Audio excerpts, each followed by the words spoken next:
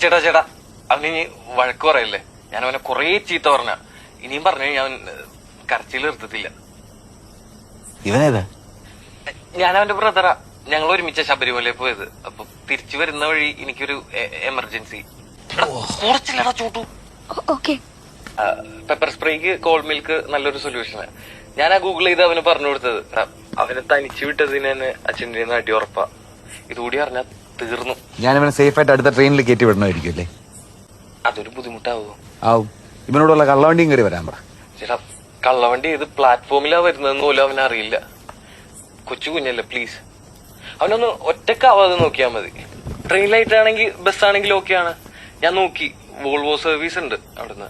തനിച്ചാക്കരുത്, ഒന്ന് കയറ്റി വിട്ടാ മതി പ്ലീസ്. ഒരു മകനായിട്ട് കണ്ടൂടെ?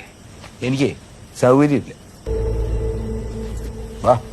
താങ്ക് യു ഏട്ടാ, താങ്ക് യു സോ മച്ച്. നോക്കി കഥ കൂടെ പോടാ പൊട്ടാ.